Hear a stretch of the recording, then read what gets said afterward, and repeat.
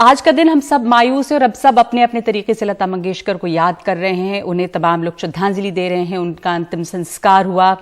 मैं आपसे जानना चाहूंगी कि उनकी जो बेहद खूबसूरत जिंदगी थी और बहुत ही एक ऐसी जिंदगी जिसमें वो लगातार सक्रिय रहीं, आखिर तक सक्रिय रहीं। जिस वक्त वो जिस दौर में आई थी, गाने की जब उनकी शुरुआत हुई थी तो बहुत सारे बड़े बड़े नाम थे, कई नाम, जोहराबाई अंबाले वाली, शमशाद बेगम, बहुत सारे नाम थे।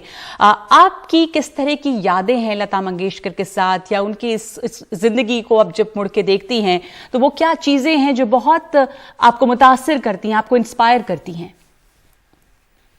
दरअसल कलाकार और उसके कला को किसी बंदिशों में नहीं बांधना चाहिए, क्योंकि कला जो होती है वो किसी एक की नहीं होती, ना उनके खुद के फैमिली की, ना उनके प्रदेश के लोगों की। लेकिन फिर भी वो भी मराठी थी और मैं महाराष्ट्र में पैदा हुई हूँ। तो जब आंखें खुली और कान जब सुनने लायक हुए, समझने लायक हुए, तब से लता जी के सुर सुने हैं। संत ज्ञानेश्वर जी का पसाय दान करके एक पोएम है जो कि विश्व के नाम संदेश है, उनका प्रार्थना है, वो भी लता जी ने गाई है। फिर मराठी में उनके भाई साहब पंडित हृदयनाथ मंगेशकर जी ने जो गाने स्वरबद्ध किए वो गाने हैं। बहुत बड़े बड़े मराठी में जो म्यूजिक कंपोजर रहे उनके गाने हैं। और फिर तो खैर हिंदी गानों का सिलसिला तो चलता रहा। और मैं मुझे लगता है 60s और 70s से लेकर वीर झारा तक और मेरे खुद के जो गाने उन्होंने गाए हैं वहां तक की उनके कई सैकड़ों गीत जानती हूँ और उनकी भक्त कहलाती हूँ अपने आप को, क्योंकि मेरे लिए उनकी जिंदगी एक उस दीप स्तंभ की तरह थी जिसे हम देखते हैं, क्योंकि वो एक बहुत ही मामूली से साधारण से मिडिल क्लास घर से आई थी, अपने भाई बहनों में सबसे बड़ी थी और उनके फादर से उन्होंने अपनी संगीत की शिक्षा ली। फादर की भी देहांत हो गया जल्दी और पूरी फैमिली की रिस्पॉन्सिबिलिटी उन पर थी।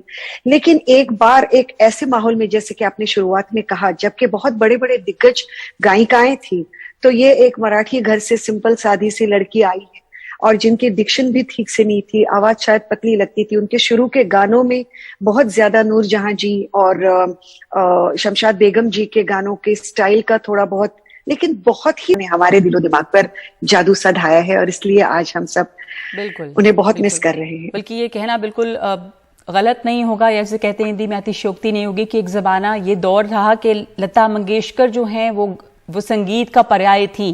गाना मतलब लता मंगेशकर, जो शायद गाने के बहुत शौकीन ना हो, वो भी ऐसा नहीं होता था कि लता जी के गाने उन्होंने ना सुने हों। और कमाल की उन्होंने इतनी सारी जुबान में गाने गाए, करीब 36 जुबान में उन्होंने गाने गाए। क्या मराठी तो उनकी जुबान ही रही, उर्दू के गाने गाए उन्होंने, बांग्ला के, मतलब और इतनी अच्छी डिक्शन कि मैं पढ़ रही थी यतीन्द्र मिश्र की जो उनकी बायोग्राफी है लता सुरगाथा, कि जद्दन बाई ने उनको उनके डिक्शन पे कॉम्प्लीमेंट किया था कि क्या खूब उन्होंने गाया। तो उर्मिला, तमाम लोगों के अपनी अपनी फेवरेट्स हैं लता जी के गानों में भी, कि लता और मुकेश के गाने हो, या लता या हेमंत के गाने हो, या लता और तलत महमूद के गाने हो, कि इस वक्त कोई आपको ऐसा, या आपके अपनी पर्सनल फेवरेट किन के साथ उनके गाने आपको पसंद या कोई याद आ रहा हो? जैसे मैंने कहा कि मुझे तो उनके 60s और लिटरली 70s के जेलर से लेकर सारे गाने, मतलब इतने तुम न जाने किस जहां में खो गए, रस्म उल्फत को निभाए तो निभाए कैसे,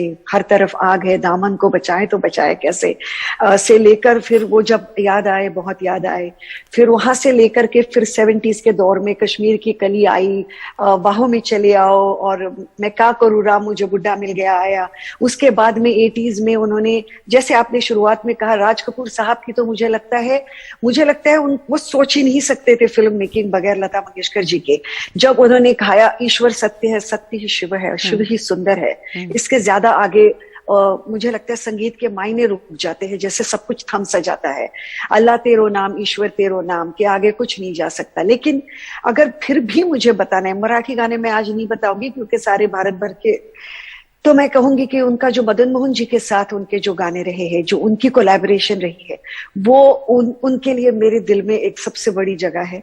हालांकि जैसे आपने कहा, नौशाद साहब, एस टी बर्मन साहब, आर डी बर्मन, सभी के साथ उन्होंने बेहतरीन गाने दिए, बहुत बहुत बहुत खूबसूरत नगमे दिए। लेकिन मदन मोहन साहब और उनका जो एक कॉम्बिनेशन था, उन्होंने ऐसे ऐसे गाने दिए कि मुझे लगता है शायद ही ऐसे रूह को टच कर कर निकलने वाले गाने कोई होंगे।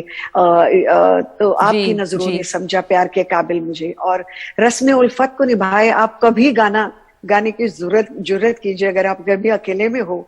और खूबसूरती इतनी है कि मिलो ना तुम तो हम घबराए, मिलो तो आंख चुराए हमें क्या। मैं कितने गाने बताऊं, आप कैसे ये सोच सकती है कि ये कहाँ आ गए हम यूं ही साथ चलते चलते, जो कि खैर मदन मोहन जी का नहीं था। कोई भी गाना उठाइए बस यहाँ तक छू जाता है। रूह थी वो इंडिया की और हमेशा रहेंगे। बिल्कुल, मदन मोहन साहब के आपने नाम लिया, उनकी जो गाने हैं हम प्यार में जलने वालों का, और जितनी शोहरत हासिल चैन कहा हाय आराम कहा।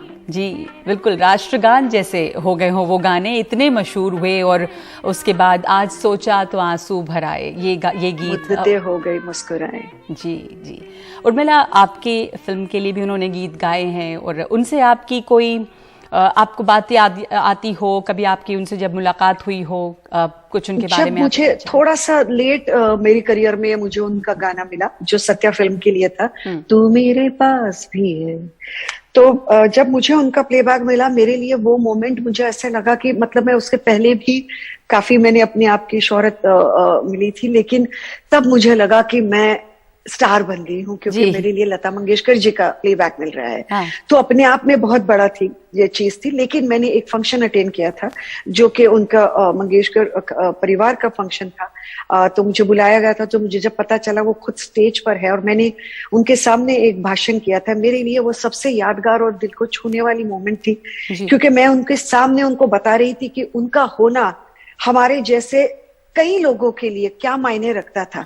इतनी नम्रता, इतनी सादगी, इतनी जो मतलब आप उनके कोई भी फोटो उठाकर देखें, या तो वो एक बच्चे की तरह उनकी चेहरों पे मुस्कुराहट और आंखों में चमक आखिर तक थी, या तो वो हमेशा आपको हाथ जोड़े हुए सामने वाले की तरफ इस तरह नमस्कार करते हुए दिखेंगे कि जैसे विनम्रता तो कोई सीखे तो उनसे सीखे। अगर वो लता मंगेशकर होकर ऐसे हो सकती है तो हमें क्या होना चाहिए। और मैं भी उनके सामने उनके सफर का और अपने सफर को उनके सामने कैसे देखा, मैंने हमेशा उनको सामने रख के कैसे अपनी सफर के कठिन पल निकाले, वो उनके सामने बोलते बोलते मेरी आंखें भर आई, मेरे गले में आवाज मेरी वो हो गई। And it was such a touching moment when she called me near and she hugged me and you know it was like मतलब वक्त जैसे मेरे लिए थम सा गया था, क्योंकि हमारे लिए, हम सबके लिए अगर आज वो लार्जर देन लाइफ है तो वो उस वजह से है, क्योंकि उनकी सादगी और उनकी विनम्रता उनकी सबसे बड़ी खूबसूरती थी। उनकी गायकी तो मुझे लगता है और ही किसी मतलब सरस्वती माँ के थी बस। बिल्कुल बिल्कुल, सब कहते हैं जैसे इस दुनिया की नहीं थी उनकी आवाज। बहुत बहुत शुक्रिया आपका अपनी यादें हमारे साथ साझा करने के लिए उर्मिला।